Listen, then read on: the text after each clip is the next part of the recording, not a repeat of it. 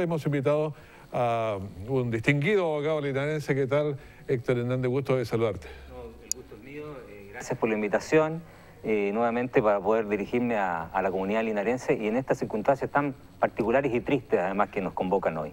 La verdad es que Longaví está conmocionado, Linares está conmocionado, el Maule está también con este grado difícil de explicar, y el país también. Y todo Chile finalmente, claro.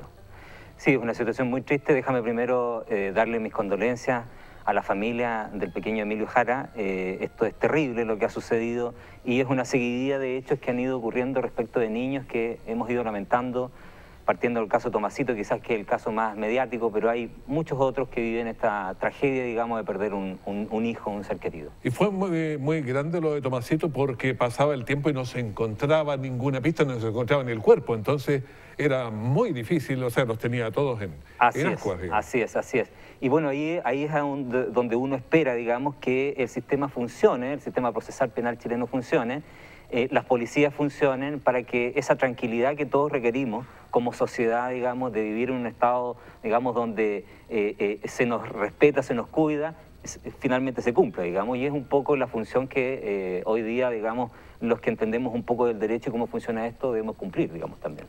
Ahora, ¿qué pasa? Porque hay gente que en este mismo caso ahora estamos haciendo presunciones porque todavía no... Explícanos un poco cómo funciona esta vez. Bueno, precisamente como tú lo decías, en estos minutos o dentro de estos minutos debería comenzar la formalización, que más que la formalización es la continuación del control de detención. ¿Qué es lo que pasa cuando una persona es sorprendido cometiendo un delito o sospechoso de un delito? Se inicia lo que se denomina o pasa por lo que se denomina un control de detención. Ya, eso es lo primero. Eso es lo primero, cuando es detenida una persona, digamos, infragante, está cometiendo un delito, digamos, o se sospecha que esa persona ha cometido un delito, se pasa un proceso que se llama, una audiencia que se llama control de detención. En el caso específico de estas dos personas... Y ahí se le dice que ustedes se le explican las razones por las cuales la persona está siendo detenida. En ese caso, digamos, de inmediato, si hay antecedentes, se formaliza. Explicaré lo que es la formalización, pero en el caso específico de estos dos sujetos, digamos, la Fiscalía le pidió al Tribunal de Garantía de Linares que aumentara los días en que van a estar detenidos estas personas sin formalizar todavía, sin comunicarles por qué están detenidos técnicamente, para recabar más antecedentes. ¿Por qué? Porque estimó la Fiscalía que no tenía suficientes antecedentes para iniciar una investigación propiamente tal en contra de estas personas. Y esa ampliación de investigación termina hoy, a esta hora, a las 11 de la mañana, donde la Fiscalía tendrá que decirle al tribunal, que es donde se ventilan estas cosas, qué antecedentes tiene y si en base a esos antecedentes va a formalizar una investigación en contra de estas dos personas. Formalizar significa que le comunica, le dice a las personas, sabe señor, yo lo estoy investigando porque usted presuntamente es responsable de un delito X, en este caso el delito de homicidio. Eso es lo que está ocurriendo en este minuto. Y otra cosa muy interesante que va a ocurrir ahora es que lo más probable es que la Fiscalía pida la prisión preventiva. Y para pedir la prisión preventiva debe tener antecedentes. Si quieres podemos ahondar en eso, pero eso es lo más relevante. Eso es lo más grave que le puede pasar, porque a veces que no salga del país, de pronto hay otras... Claro, otras medidas cautelares que se... Pero esta es la más grave, digamos. Esa es la más grave. Claro, explícanos un poco eso, sí. Mira, lo que sucede aquí es muy interesante decirle también para que la ciudadanía entienda, y déjame detenerme solo en esto un segundito. Las investigaciones en Chile, desde que se dicta la ley de reforma procesal penal por allá, por mediados de los 90, cambió todo el proceso penal que había en Chile. Antes tú te recordarás que el juez investigaba solo, había unos funcionarios que se llamaban actuarios, era todo un poco oscuro. Era bastante raro todo. Era todo, claro. Entonces eso se transparentó con esta reforma y ahora la investigación opera en dos instancias, digamos. Una que se denomina desformalizada y una que se denomina formalizada. ¿Cuál hace la diferencia? ¿Cuál es el momento? La formalización de la investigación, que es lo que está ocurriendo ahora a las 11 de la mañana. Antes de eso, la Fiscalía tiene facultades para pedirle a la policía que investigue a una persona, y le puede pasar a cualquier persona, que te investigue si es que hay una denuncia, y eso puede estar... No hay un plazo para eso. Ya, eso está desformalizado. Eso está desformalizado. Y en ese momento, en teoría, te pueden investigar durante mucho tiempo y finalmente nunca formalizarte ni nunca señalarte que estás investigado por un delito. Si no hay méritos. Exacto, claro. No encuentran antecedentes. Pero cuando llega un momento en que la Fiscalía determina que hay antecedentes del Ministerio Público, solicita una audiencia al Tribunal de Garantía para formalizar la investigación. Y ahí, valga la redundancia, comienza un proceso que es formal, digamos, donde intervienen los abogados, donde tú puedes reclamar tus derechos, etc. Y lo que está pasando hoy día, a esta hora, es que la Fiscalía está haciendo eso. le está comunicando a estas dos personas que va a iniciar una investigación en su contra por presuntamente un delito de homicidio. Veremos qué antecedentes tiene la Fiscalía, porque esto también es muy importante. La Fiscalía, y esto pasó con el caso de Tomasito. El caso de Tomasito pasó. ¿Qué es lo que tiene que hacer la Fiscalía finalmente para que la gente también lo entienda? Porque a veces estas cosas muy técnicas no se logran percibir. Lo que la Fiscalía tiene que hacer es determinar que con esos antecedentes que tiene, presumiblemente hay una persona identificada en teoría y que esa persona tiene un grado de participación en ese hecho. Es lo que se denomina determinar las circunstancias de la comisión de ese delito y determinar si hay un grado de participación de una persona en ese delito. Es decir, que se ha cometido un hecho y que ese hecho lo ha cometido una persona en calidad de autor, cómplice o encubridor.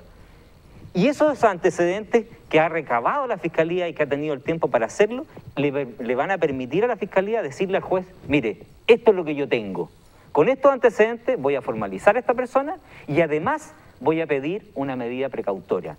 Como tú lo decías, hay muchas, hay varias, digamos, pero la más gravosa, la más compleja, es la prisión preventiva. ¿Por qué? Porque eso implica que te coartan tu libertad y tú tienes que pasarlo en una cárcel.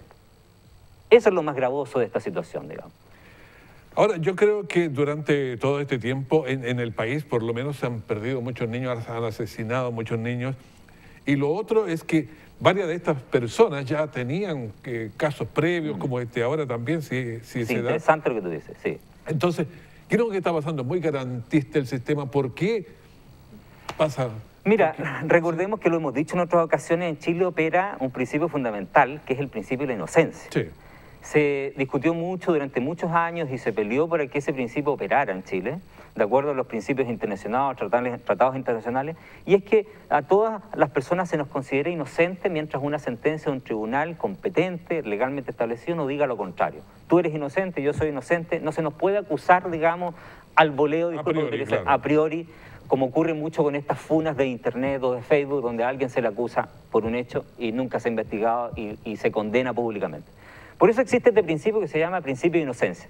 No obstante, en el caso que tú me preguntas, de la situación específica que tú me consultas, evidentemente el juez tiene que sopesar, tiene que considerar, sobre todo para lo que le van a pedir ahora, que como te digo es la prisión preventiva. Lo más probable es que eso se pida, la Fiscalía lo va a pedir, y la defensa va a pelear que no ocurra aquello, porque es su trabajo también, digamos, toda persona también tiene derecho a defensa. Y lo que tiene que sopesar el juez y considerar para evaluar si da la prisión preventiva, también son esos antecedentes. Por ejemplo, la irreprochable conducta anterior, que una persona no haya cometido un delito antes. La reincidencia. Imagínate que esta misma persona hubiese sido condenada previamente dentro de un plazo determinado por el mismo delito de homicidio. Pero uno de ellos había matado al padrastro. Tengo entendido que, claro, había un parricidio por ahí, aparentemente, pero tengo entendido también que ese delito estaba prescrito.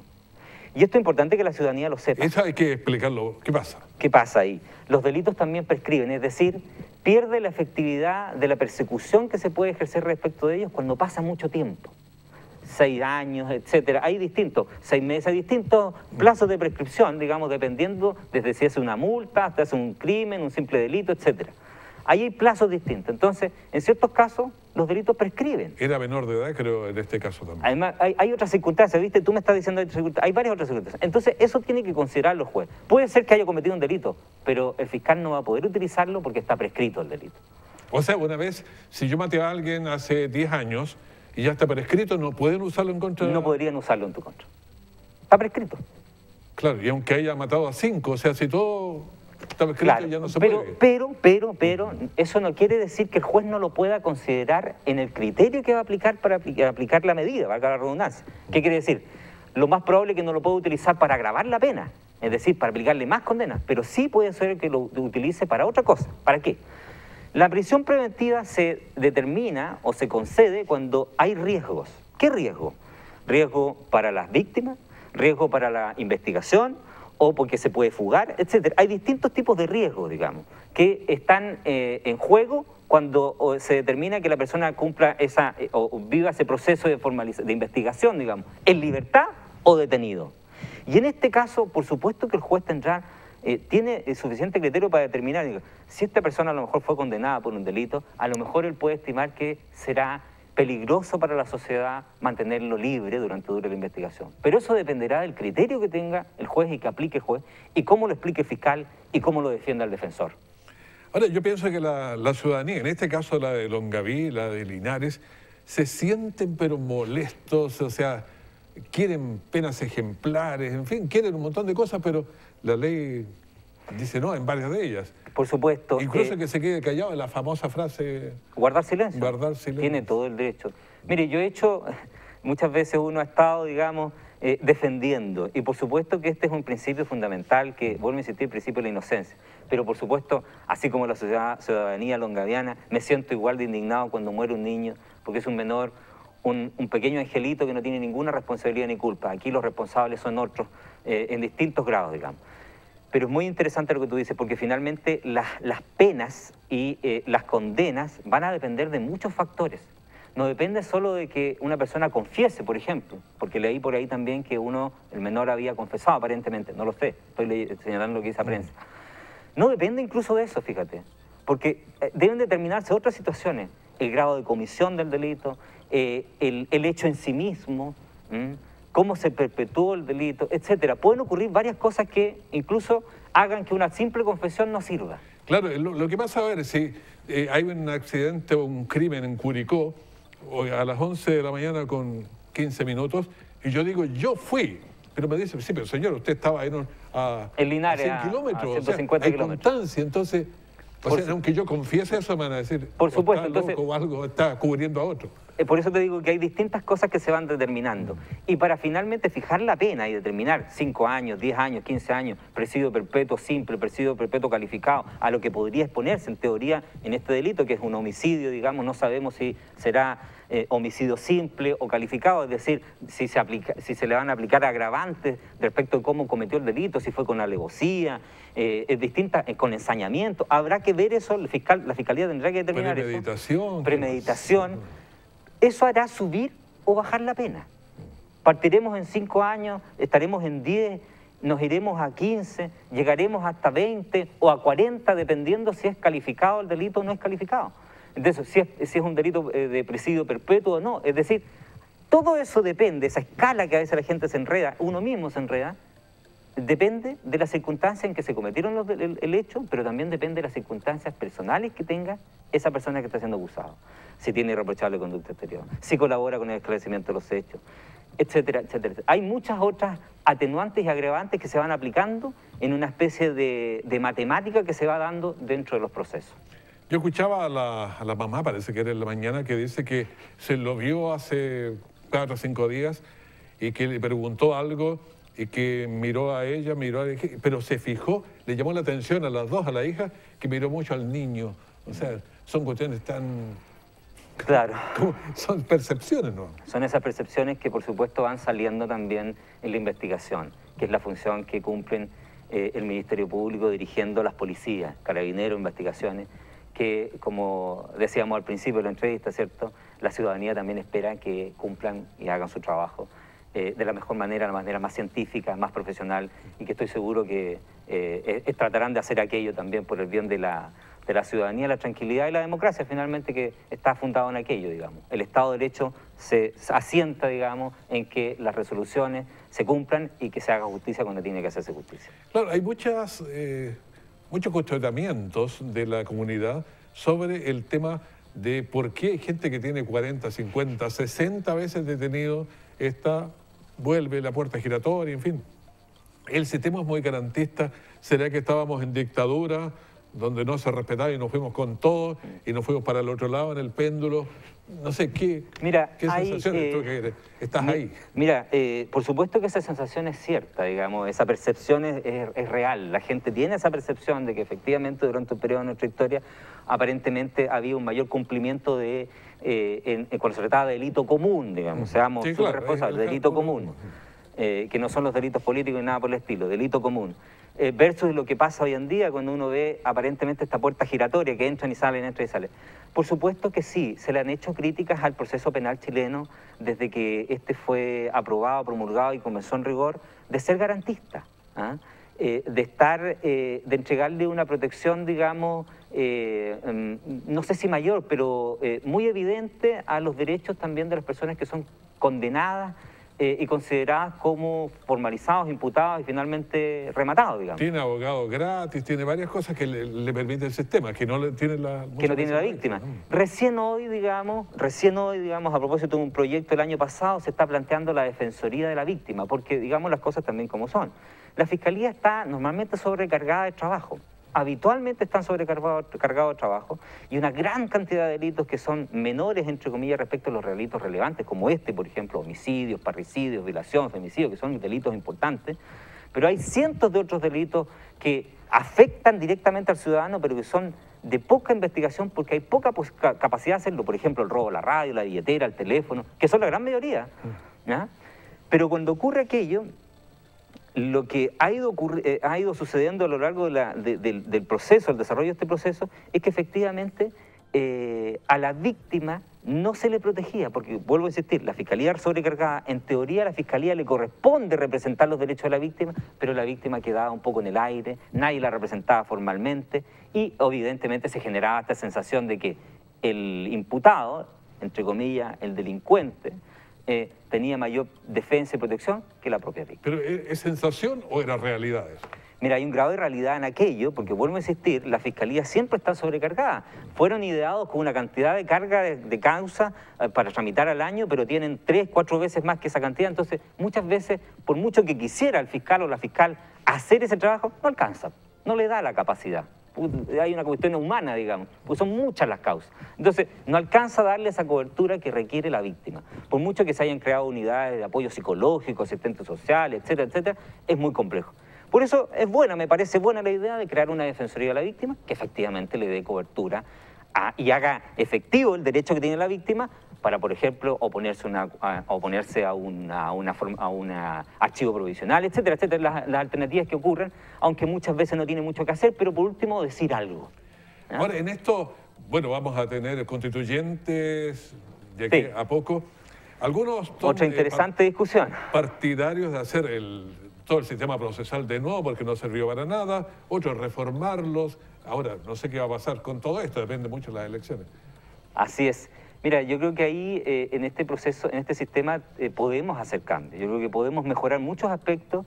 Por ejemplo, hay un tema que tiene que ver también con logística, quizás aumentar la capacidad que tienen las policías.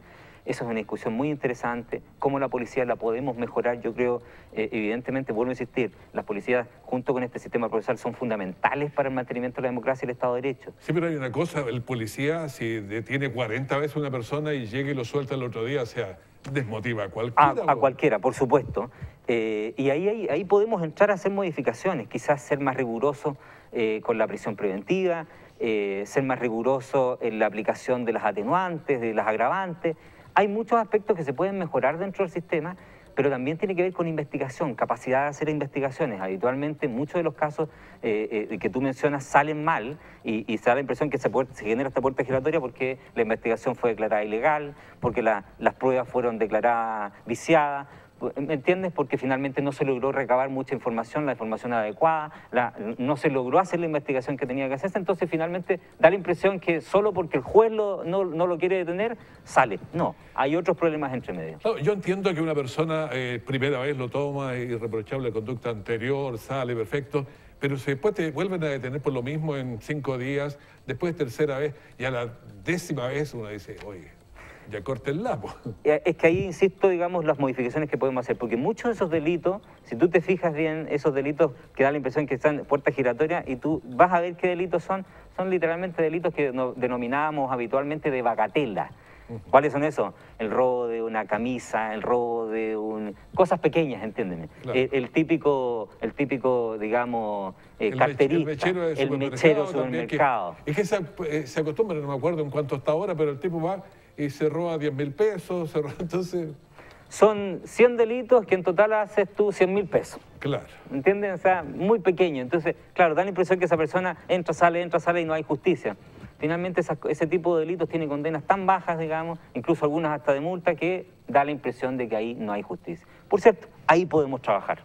Esos son los temas que tienen que modificarse.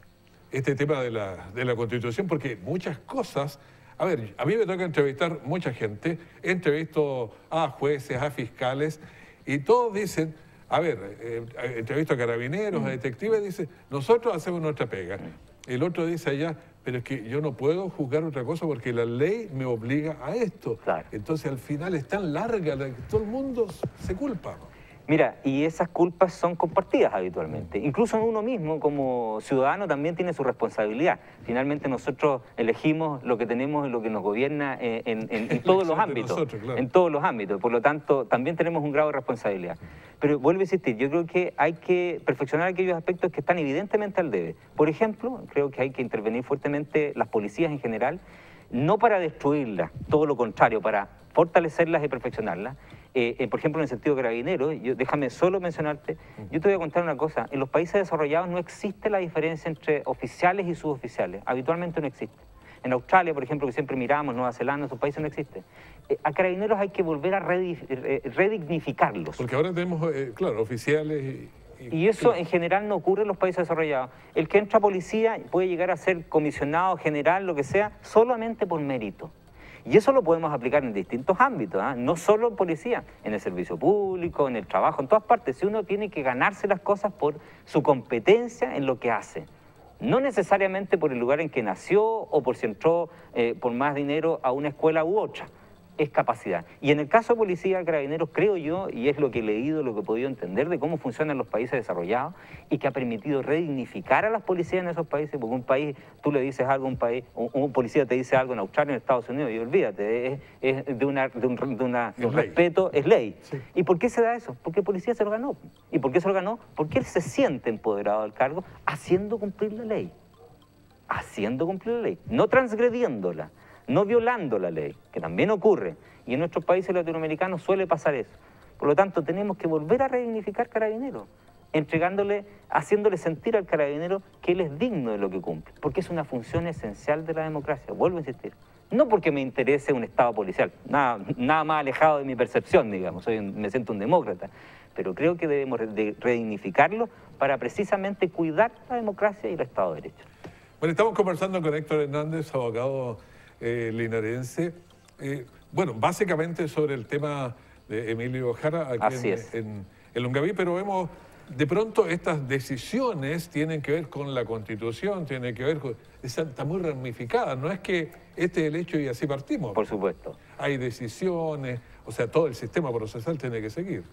Sí, y además tiene que haber también una formación especial también, yo creo que aquí tenemos que ser muy responsables, vuelvo a insistir, desde el colegio, que parta por entender también cuáles son nuestros deberes, nuestras obligaciones. Lo más probable que también en las escuelas de derecho tendrá que mejorarse también la formación, porque esto es todo un, tú lo dices, una cadena, digamos, una cadena. Y que parte también con, volviendo al caso específico de Emilio, con una cuestión propia de nuestra sociedad. Aquí hay un tema evidente, tenemos una zona agrícola que a veces está medio deprimida, tenemos jóvenes que tienen la sensación de que han sido dejados de lado de la sociedad. ¿Por qué una persona joven llega a cometer un delito como este? Hay que preguntarse también qué es lo que está pasando ahí, digamos. ¿Cuál fue la realidad de esas dos personas? Hay que ver cómo el Estado intervino, cómo la sociedad intervino. O sea, aquí hay muchas cosas. Cuando uno empieza a analizar una situación, no es solo culpar a alguien. También uno hay que darse ese trabajo de analizar qué es lo que hay detrás de cada una de estas historias, digamos. Hay historias, sí. De pronto, cuando uno piensa en un niño de 12 años que... O sea, ensañarse con él ya no, yo no encuentro ni la más mínima explicación de nada, o sea... Absolutamente, ninguna justificación. Dos personas adultas. Ninguna justificación. Y eso es lo terrible de lo que ha ido sucediendo en Chile últimamente. Da esta sensación de impunidad respecto de que ya los niños no están protegidos ni siquiera en el entorno cercano a sus hogares, digamos. Que es lo más triste, digamos, de volver a palpar esa realidad en una sociedad que da la impresión que se fuera degradando. Por eso hay que cuidar la sociedad, tenemos que volver a educarnos en el sentido de que hay que proteger, y lo más importante, nuestra dignidad personal de cada uno de nosotros. Pero fíjate que yo creo que esto se degradó en forma demasiado rápida, porque yo recuerdo cuando yo era niño, o sea, hace unos años, pero no cientos de años. Entonces, Pero fíjate que a nosotros nos decían, o sea, si íbamos por la calle, ante cualquier peligro, acérquese a un adulto y lo va a defender. Claro, claro. Y así fue siempre. O sea, yo me acercaba a alguien, si venía un animal, un perro, al adulto y te defendía, o sea, gratis pasaba contigo. Por supuesto. Entonces, estamos hablando de un periodo corto, pero de pronto ahora uno dice, aléjese de la gente, no puede ser. Es la degradación que ha ido ocurriendo en nuestra sociedad, que también es propia de lo que está pasando en el mundo. Tú ves como en Estados Unidos entran los jóvenes a los colegios y disparan a mansalva y matan a 20, 30. Recordemos, ¿cierto?, allá a principios de los 90, el famoso, lo que ocurrió en el asesinato de Columbine en este colegio, pero después de eso han habido muchos. Países donde la proliferación de armas también está a la orden del día, donde se venden armamentos en los supermercados. Evidentemente que hay una cuestión de la sociedad actual. El mundo está, digamos, convulso, revuelto. Hay una sensación, una percepción de que al final más vale lo que yo siento y lo que yo percibo respecto de lo que la otra persona percibe. O sea, valgo yo más, me importa más lo que yo pienso respecto del otro. O sea, no hay respeto por el otro también. Entonces, vuelvo a insistir.